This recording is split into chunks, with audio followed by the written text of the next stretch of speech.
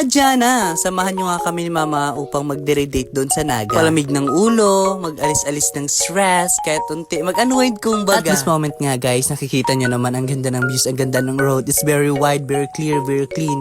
Pero kidding aside guys, may ka-meet up talaga kami ni Mama doon sa Naga natin. Pero yun nga, sabi nga ni Mama, magpunta muna kami sa simbahan para magpasalamat man lang sa mga natatanggap naming blessing or anything else.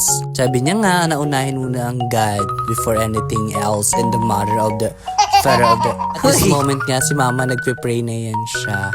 Hayaan na natin siya mag-nilay-nilay sa mga bagay-bagay. And yes guys, sa mga nakakakilala sa amin, I am a born again Christian po. Pero sila Mama, Papa ko, and other family members po namin is Roman Catholic po. But of course, we need to respect everything nice, everything good para we have a very good community and society. So at this juncture, so this moment po guys is pupunta na sana kami sa pupuntahan namin ni Mama, which is sister po, yung ka-meet up namin. Pero unfortunately po, pagpunta po namin yan is wala pa po siya.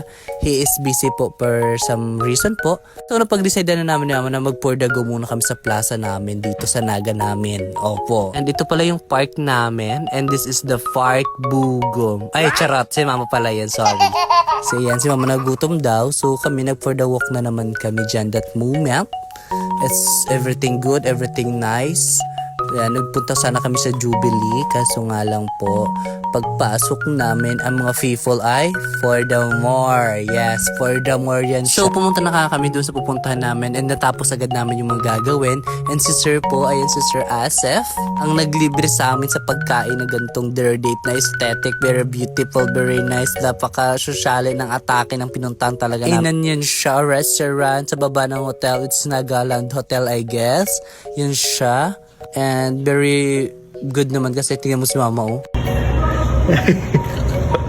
And yes, this is what we eat in Nagaland Hotel. Perfect. Ang sasarap, ang yummy. Like, wow, nakakasosyal. Pero siyempre kami for the dugyot naman talagang tao. For the eat lang yan sila. Siyempre, bihira naman mangyari mga gantong mga pangyayari sa buhay na makakain sa mga gantong place and somewhere out there and somewhere else.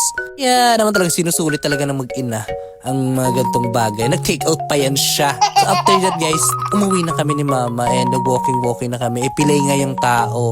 Kaya ang ginagawa talaga ni Mama is inaalalayan talaga ako. And nagpahilot na talaga yung paa kasi ate ko naman, look at naman yung paa ko. Nagkatapilok pa talaga yan siya. Kaya medyo hindi maayos ang paglakad ko guys. Pero laban lang sa buhay. Hindi yan makakapagpigil sa layas natin, sa mga gala-gala natin. Mas talo na pagkakakitaan. For the go, aray, diba? Ang itsura ko naman talaga. After that guys, umuwi na kami ni Mama. Nasa jeep na kami that time kasi banggi na talaga. It's so gabi. And is it guys? Thank you so much sa pagsama guys sa paggala-gala namin ni Mama. And matsala!